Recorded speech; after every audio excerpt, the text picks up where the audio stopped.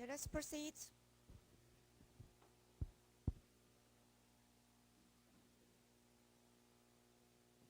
Wake up.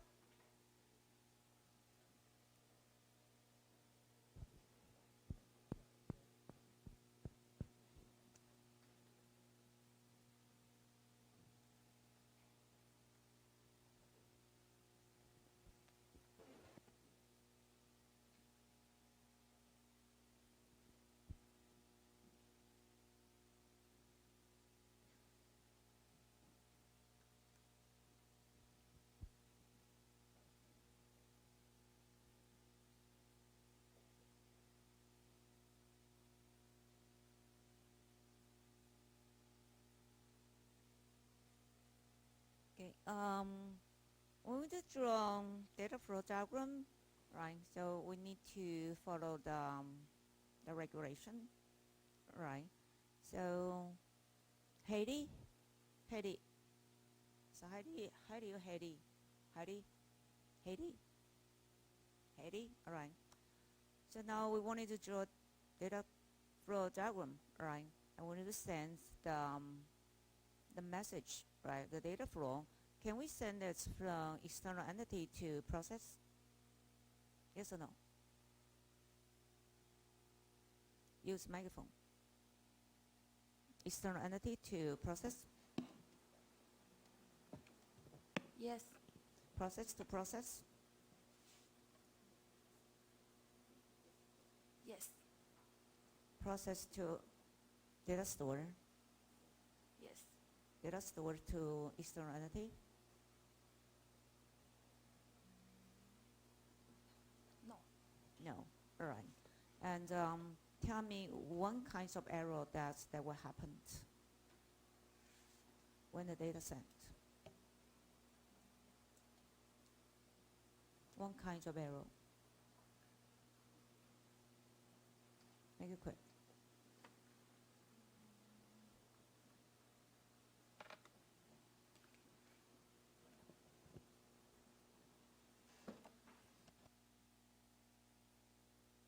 Pumpkin. Okay. If we have input and no outputs, is this allowable? No. And what kinds of error?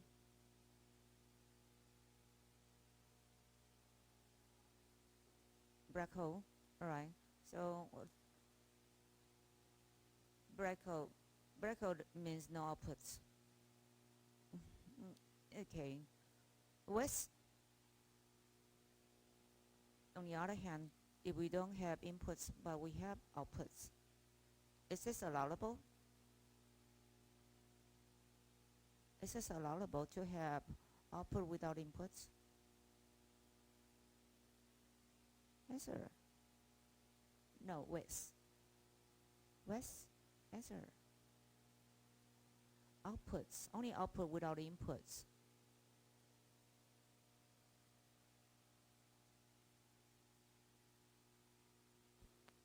Only input. No, only output without inputs. Is this allowable?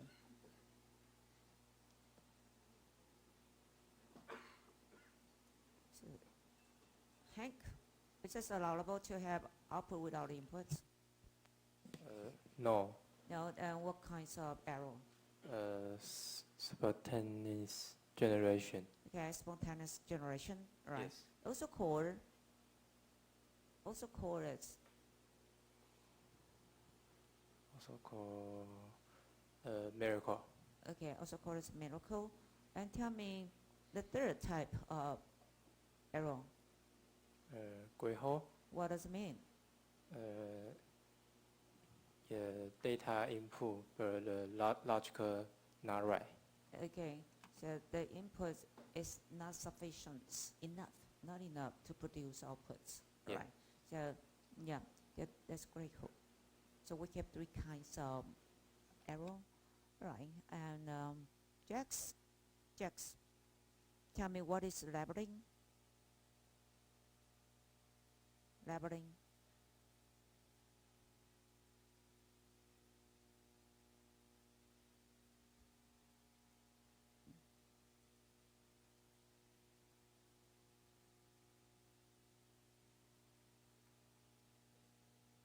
Carrie?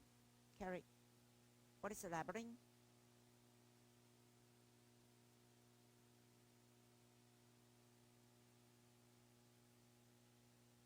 Make a quick. Labyrinth.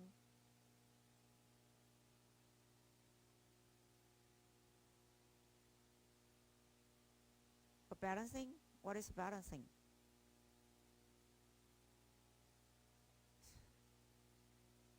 Very good.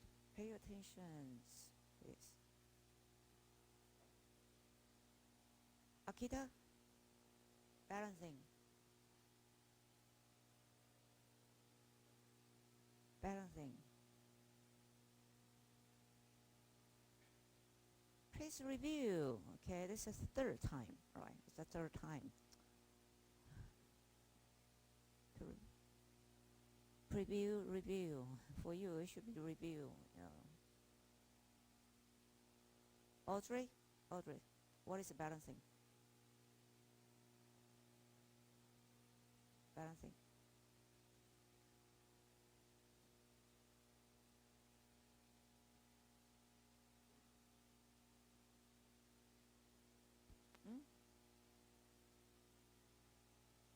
Pardon me. Lower level. Row? Lower. What do you mean row? Lower Lower? level.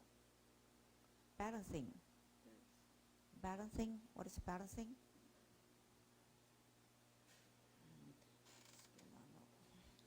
Okay, then Eva? Is it Eva? Balancing is that you ensure that the input and output data flows of the parent DFD are maintained on the child DFD. Okay. All right. Okay, then if I ask you that, can we have two symbols the same on the same page, the same diagram? We have two symbols, they look the same, they are the same. Can you say that again? Can we have two symbols, they are the same? No, you draw that twice in one diagram. I think Like a two entity, same entity, student appeared twice. no. We No, can't. we cannot. We can only keep one. Yes.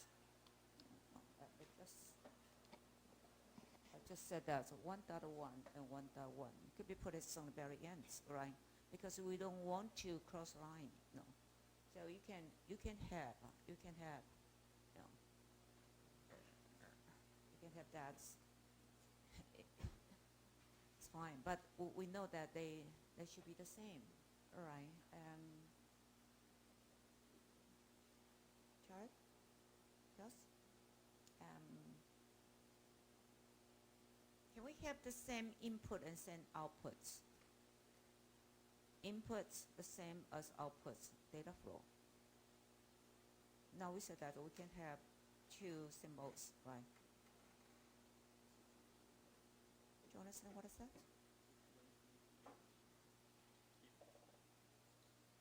Yes or no?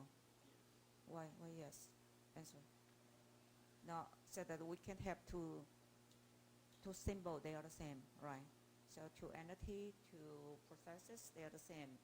That we draw that twice. Can we have inputs and outputs the same? Input and output the same name. Inputs and go to the same process, outputs the same name. Yes or no?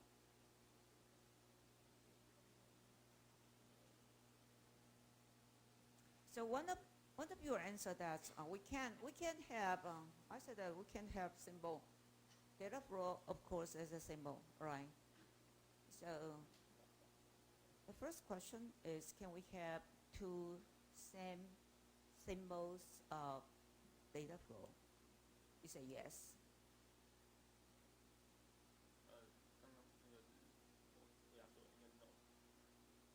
No. No. But they are symbol, right? So this data flow, so two data flow with the same name okay or not?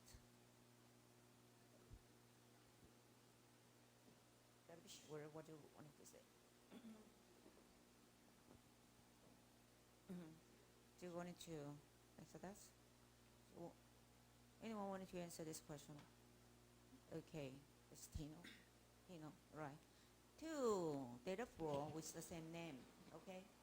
No. No.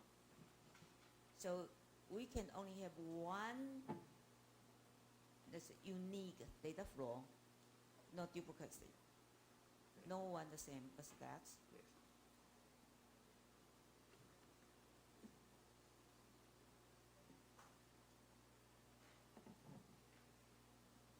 Can we have two processes, but Yeah. two external entity, the same? Yes. But data flow cannot be the same. Okay, then that part is tricky. That it does cannot, but yes, we can. Here, we have this data flow, all right? And the same data flow go to others, of course, yes. All right, yes. Or this data flow and spread it to others. So this data flow goes here, but spread it, that would be easier to know that it's the same data flow. But the same data flow would go to other place. Yes, they are the same. But one is prohibited, cannot. This inputs and outputs cannot be the same. Otherwise, it's useless. All right. After processing, then input will be different from outputs. So if here, so after processing, input should not be the same as output, right? Let's manage this. But you can see the same data flow go to different places, all right? You got it? You know, you understand that? Yes. So if the question is, can we have two symbols like entity, process, data flow appear more than once? Yes. But for data flow, you cannot have inputs go to the one process and the same as outputs. No. Let's manage this. That means you this nothing. It is nothing, right? So this, no, not allowable. Okay. And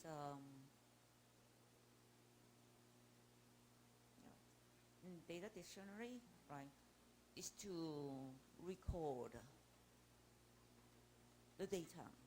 It could be very tiny one, the data item, all right, very tiny one.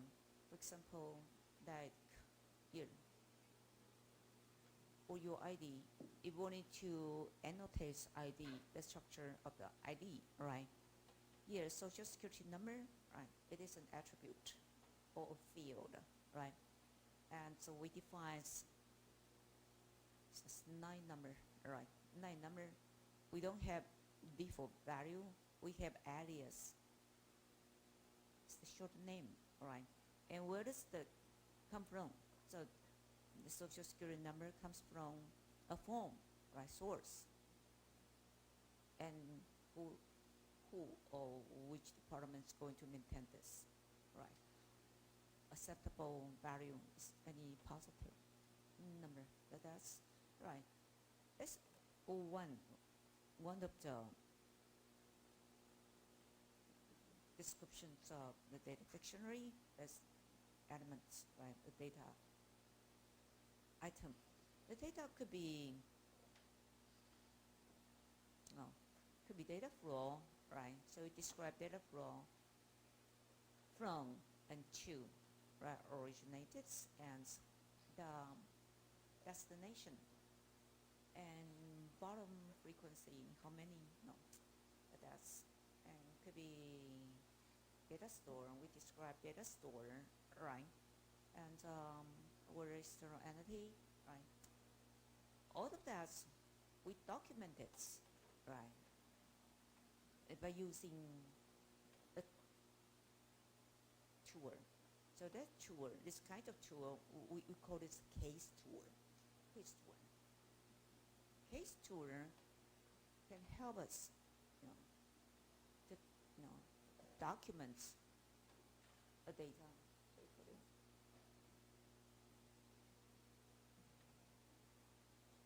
Case tour, and this one, his name is Visible Analyst. Visible Analyst, case tour, computer-aided software engineering, computer-aided system engineering. Right? You will see that software engineering, system engineering, case tour, right? Also, very famous one, Rational Roads. They have. Last time we talked about RUP, right? The same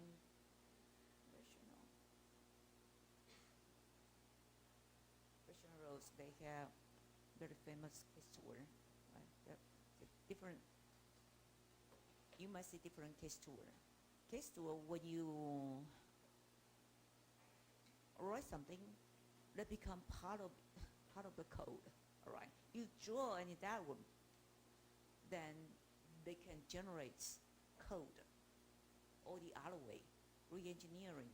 You have the diagram, then read it, like feed this into the tool, right? From code to generate diagram, from diagram generate code, right? It's very expensive in the Rational Roads.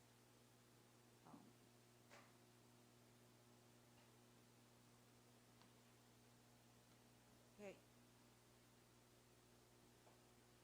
How does it work?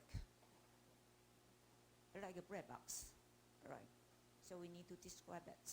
Here, process description, all right? So process description, you're going to see step by step, if then else, like loop, right?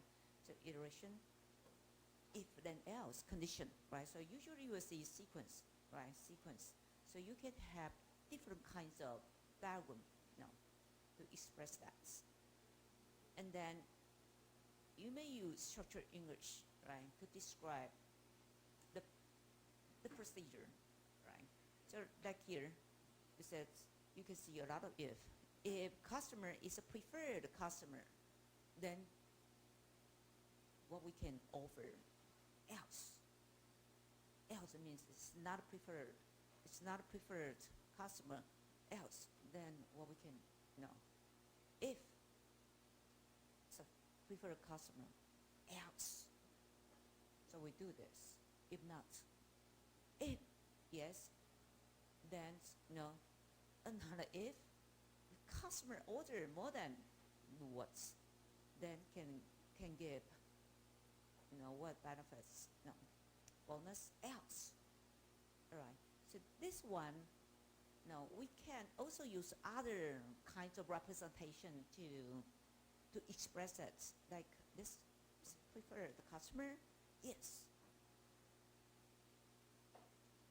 no, right, and satisfy the first condition, yes, the other condition, yes, and what's the result?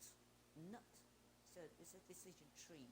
They help us to get the decision result, decision tree. Or you can see decision table, right? So we wanted to know that the customers, can we accept the order, all right? So it has a good credit history, right? So the credit status is okay, and we have the product in stock. So for each condition has yes or no, right? And 2 by 2, right? It's for the condition, for the situation, right? So here, accept or reject. So here, our policy accept order only when the customer status is okay and we have the stock. So you can set your policy, all right? Not necessary to be here, action or result will be the same, right? You can set your policy. Okay. Then we go to for model approach, right? If you have existing system, current system, then you investigate the current system you wanted to design a new system. So you have existing system, and you wanted to design a new system. So we start from physical, right? We need to understand the physical system to correct requirements, that's, and then analyze it. We draw a diagram that's logical, right, about the current system, and then we wanted to design a new system that's another logical, right, and then implement it to the new system. So here you go from physical, logical, logical, and physical, right? If you don't have existing system, right, like you use extreme programming, right? You don't have existing system that's brand new, right? Then you start from logical, and then implement it to a new system, right? So it depends on, if you have the current system, then you refer to physical first, right? So physical starts and physical ends, right? If you don't have it, then you start from logical, and then physical. It's a four model approach.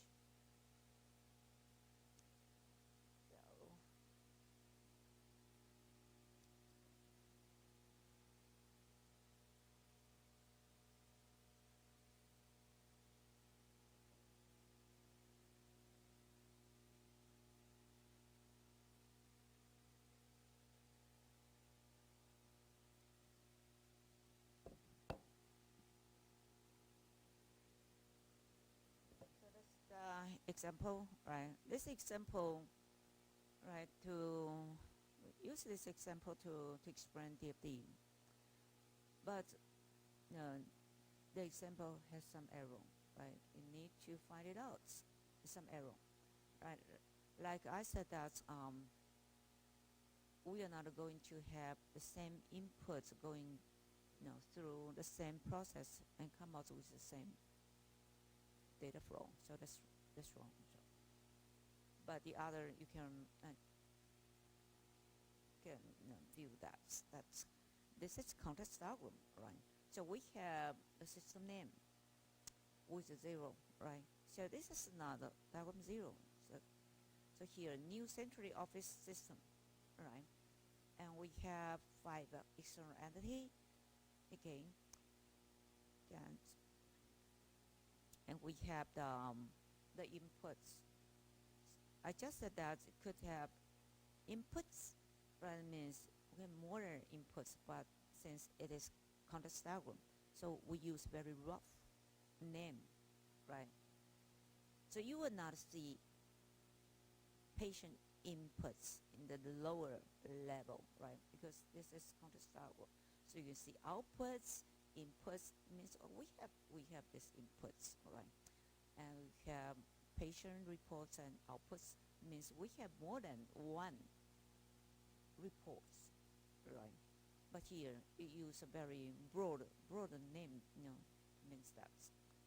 Okay, so we have patient insurance company, American Medical Association, right? There's an organization, right? It's organization to we need a CPT codes, right? CPT codes, because the CPT code does they can identify wanted to claim, right? So claim to insurance company. So patient usually has an insurance. They have insurance policy, right? So insurance policies. If the insurance can cover the payments, then it will pay by insurance company. If part of that cannot, patient should also pay, right? Patient payments and patient inputs. And we know that okay, more that's like patient wanted to make appointments, right? Patient inputs and insurance company insurance payments. And the provider, as a doctor, provider medical assistance, provider reports and outputs, and provider inputs, and the office staff to maintain the daily charts. Okay, this is the top one. That's the environments. And here, so diagram 0.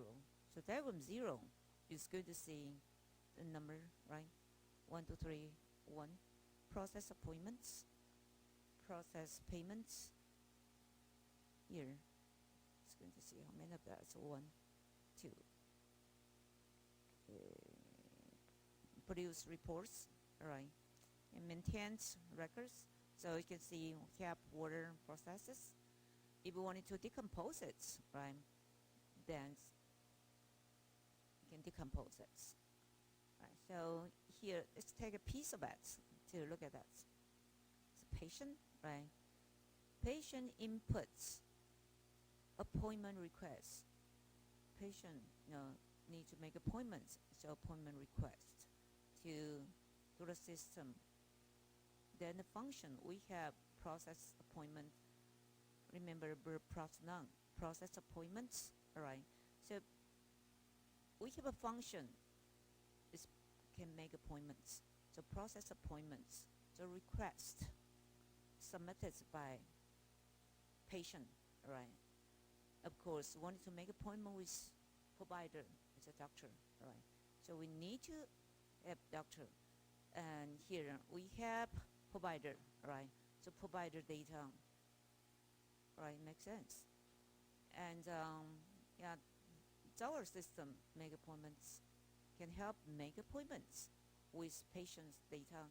And we need patient to fill the form if the patient is a new patient, right? So we store that, so we can store that patient, right? Also, the data store need to have reference number, like here, got to be unique. D2 is patients, here, pro. Providers, pro, right? And insurance, right? Insurance company. So from insurance company, insurance company is going to pay. It's another process, another function. Process payments.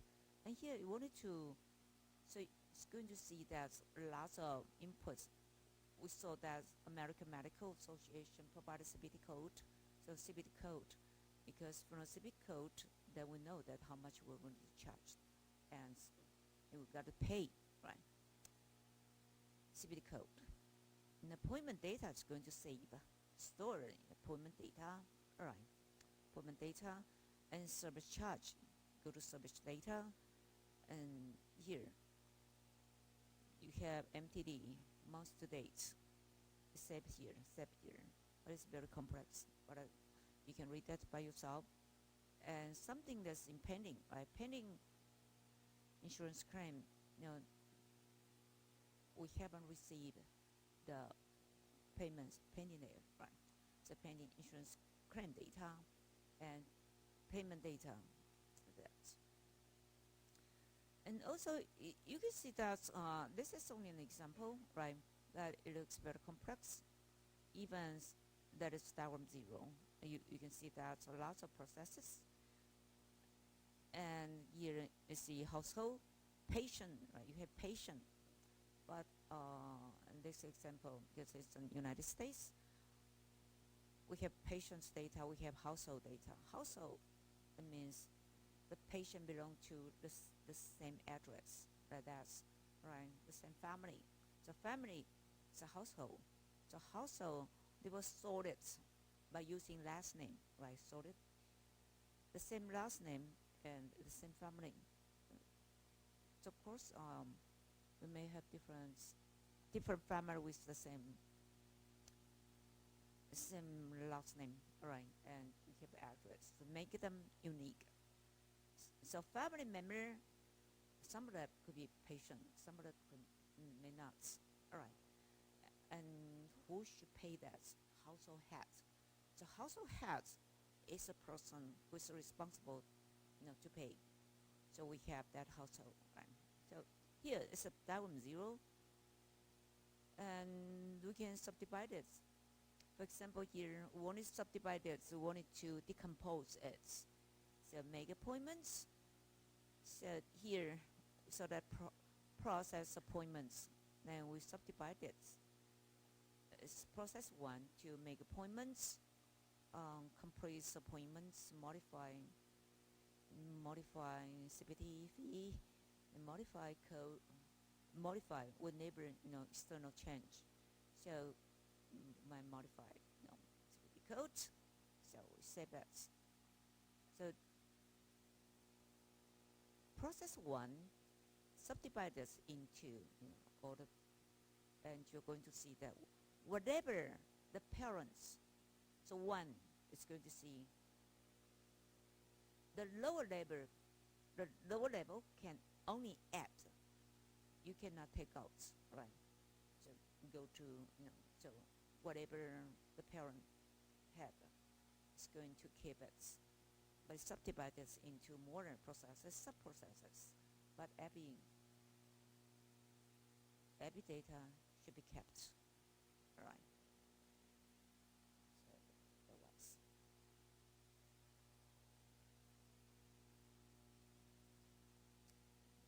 Okay, Albert, you can read this by yourself, right? So think about your project. So need to discuss in your group, right, to decide which topic you're going to do, right, as your project, because it's all teamwork based on the project, and to do the question, you got to answer the question, right. Question will not be that easy to answer, so you need to know how to co-work with your members, right. It is not a one-person job, right? So everyone takes its share, right, to discuss with each other. Okay. Then for now, any question about this?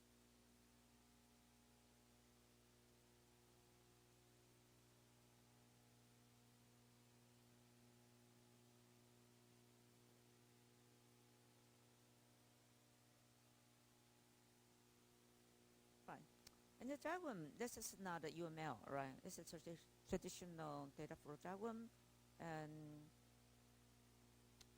we don't focus on traditional one, but you should need to understand the traditional DFD and how to draw that external entity, right? And the rule.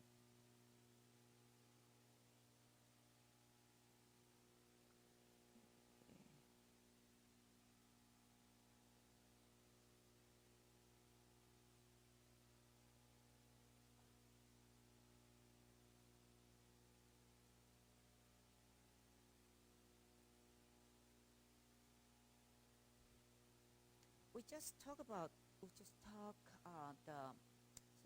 process-oriented. This is different from object-oriented concept. Even the database will be different. All right. So last week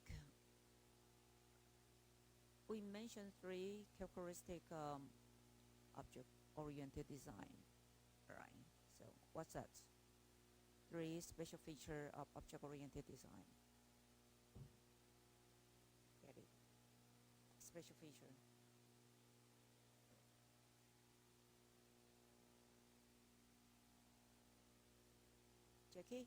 Jackie, 3 characteristics of object-oriented design. You gotta prepare, you guys. 3 characteristics of object-oriented design. 3 Pero. So what special feature that's object oriented?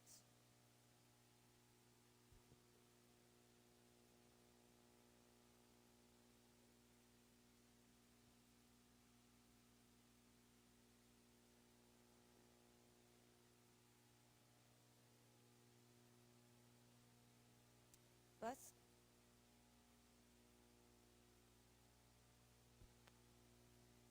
encapsulation and encapsulation, inheritance,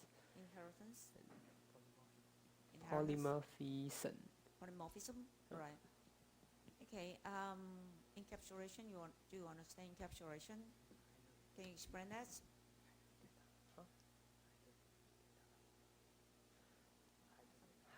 hide the data. Hide data. All right. How to hide? How to hide it? Private. Set it as a private. The modifier set this as a private. Visibility set as a private. All right. Yeah.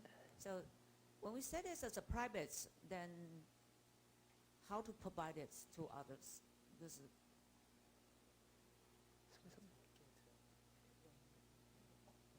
we will not hide it forever.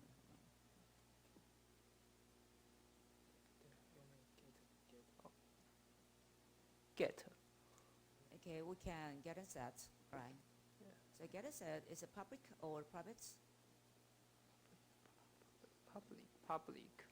Okay, then not always, but no, if it's public, then it means that our data, right, we wanted to hide it, but you can ask. Whenever you ask, I provide it. I can get it. No, get it too, and send it to others, right? So this encapsulation, we encapsulate it, right? Okay, and inheritance is the second, right? Inheritance, parents and children. So inheritance, do you understand inheritance? Inheritance. Don't look at that. All right, answer. Inheritance. Give us an example.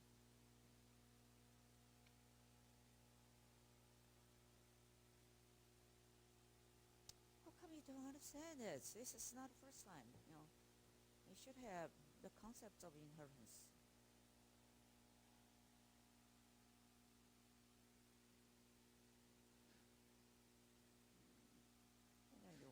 You guys understand that. Fin. All right. Inheritance. Inheritance? Okay, explain that. Inheritance. Inheritance. All right. For example, here. Would you explain this? Inheritance.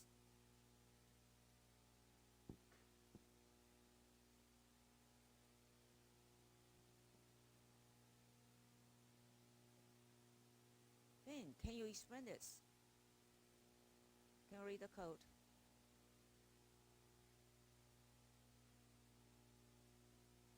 Inheritance inherit from parents. All right, inherit from parents.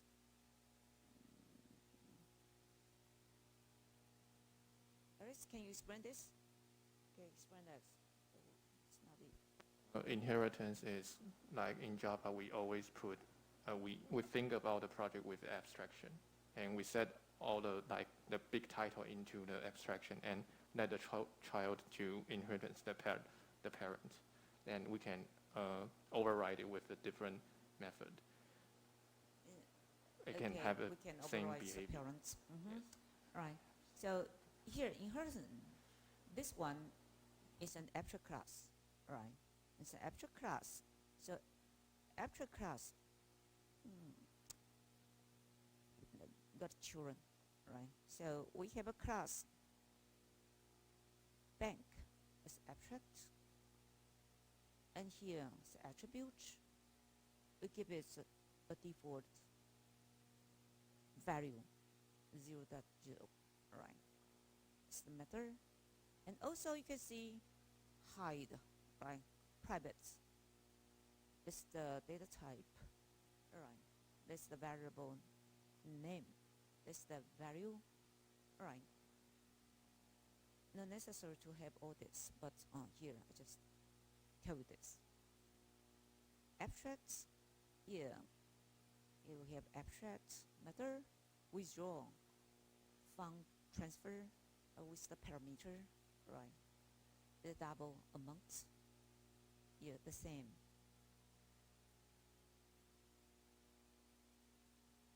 And get, right? The public set as a public. Want to get current balance. It's set as a private because we wanted to hide this. So here you can see encapsulation. you can see set as a private. That's the modifier. Visibility, right? So how visible they wanted to show it. Right. When you here, because you can return, right? Return balance, set and get. We can set and get. And this is all about bank. This is an abstract class. Probably the abstract class, you don't see abstract method. You can have all the method as concrete, doesn't matter. Or you can have a combination, abstract and concrete. But since you have abstract method, you need the children to implement it. Alright, you should have. So here we have subclass, right? Children HDFC extends bank, and then we need to implement the abstract method, right? So we should do that, right? So here fund transfer and withdrawal. So that's inheritance. So this one, even you cannot see the attributes, but we know that whenever the parent has this, you also have it. All right. You hide it, you don't need to address it, but we know that kept is inheritance. Okay. Encapsulation, inheritance, and polymorphism. Well, next time we will talk more about that. So prepare for it. And better that you, well, every time you can have your laptop, right? When your laptop with you, right? Because we'll run something or do something, then it's better to have a laptop. And try to understand the difference between abstract class and inheritance, right? And also we will talk about polymorphism, right? Polymorphism will make things different. Poly means many, multiple, right? I send a message, set the same message to different targets, different objects. They perform differently, right? So they call this polymorphism, right? Inheritance, we take everything from parents. If the parent has abstract method, then we should implement it, right? Override. We override it. We can override it, right? Not override your parents, but override the method, right? So we can change it to fit our own, right, usage.